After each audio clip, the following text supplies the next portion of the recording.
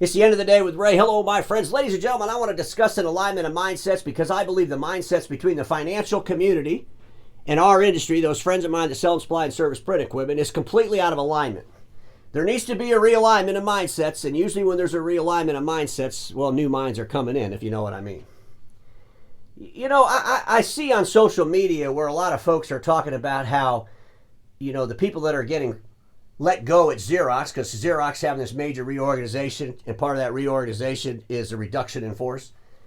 And they're advertising the fact that, hey, come work for us because we care about people and we don't let people go. And folks, I got to tell you, you have to have a better value add than that.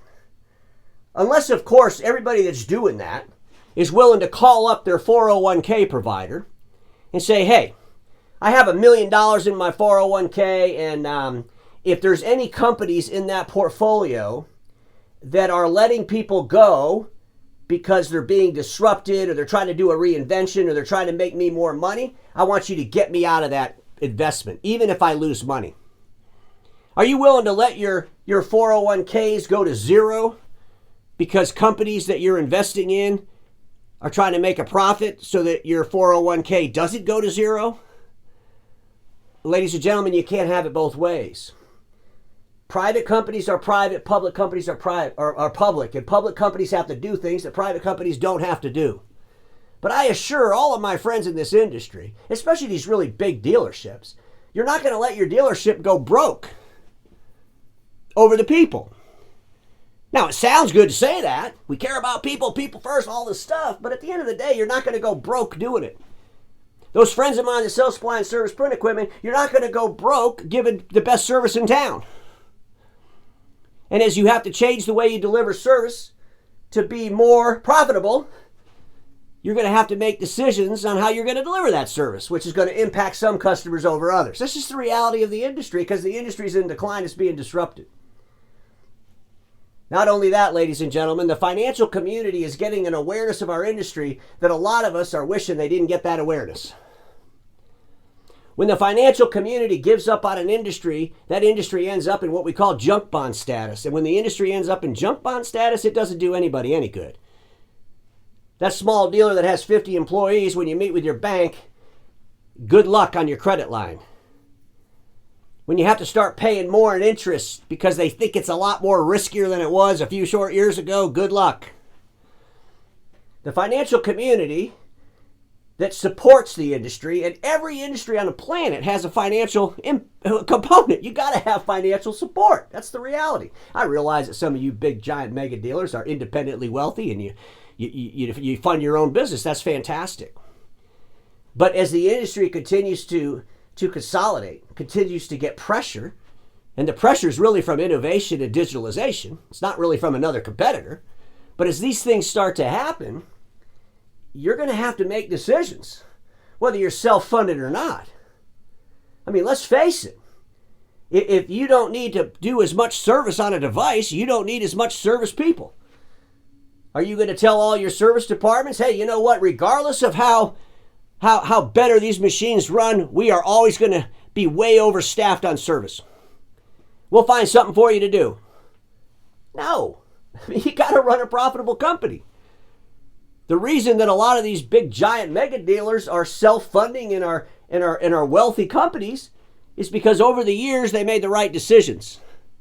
But at the end of the day, the past is the past. We're in an innovative, disruptive future.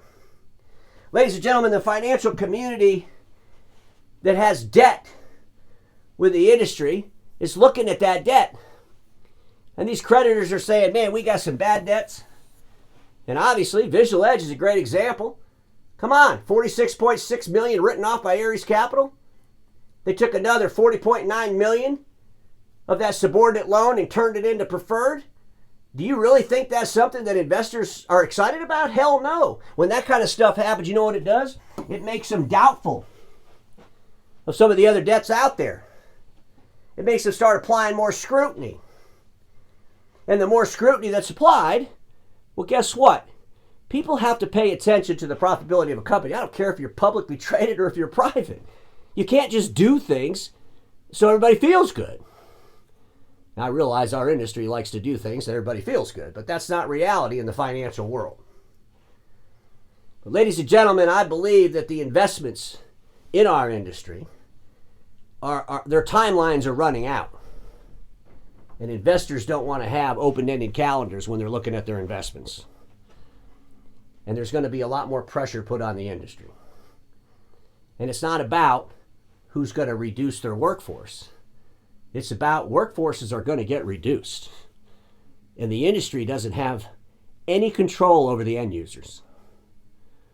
I mean, the industry, they can compete with each other, and sometimes that competition gets pretty brutal.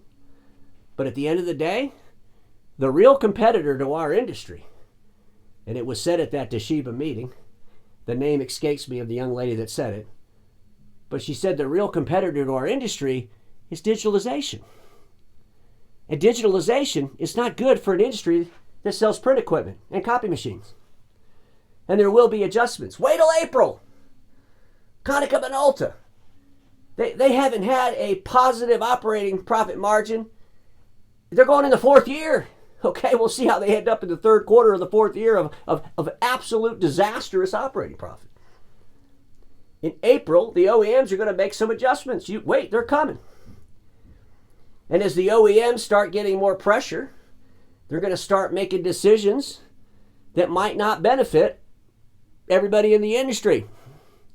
They might have to reduce some of the dealers they do business with. Thank you very much for your last 25 years of business, but we don't need you anymore. It's just the reality. You're going to see people maneuvering in the marketplace to try to change the game. That was my episode regarding DEX imaging. There's money to be made in the declining marketplace, but in order to do it, you got to change the landscape, you got to change the game, you got to bring a differentiator.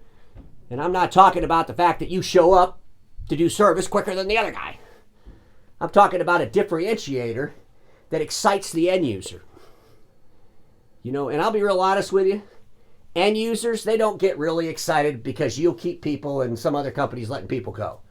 I mean, a lot of that I think we live in our minds as a fantasy.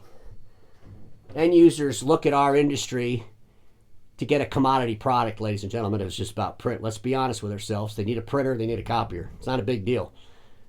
I mean, everybody in the industry sells it to them exactly the same way, right? Let me overspec you an A3, put it on a 5-year lease, I'll come back in 3 years and upgrade you and do a big buyout. Our industry's going to change. Some of the actors are going to participate in that change. And as they participate in that change, it's going to be extremely tough because it will impact people. Because any industry that's in a decline and a disruption, the people are impacted. That's just the reality. Just some things to think about, my friends, because we all know this. Status quo is the killer of all that'll be invented. Don't get stuck in status quo, and I'll see you all tomorrow.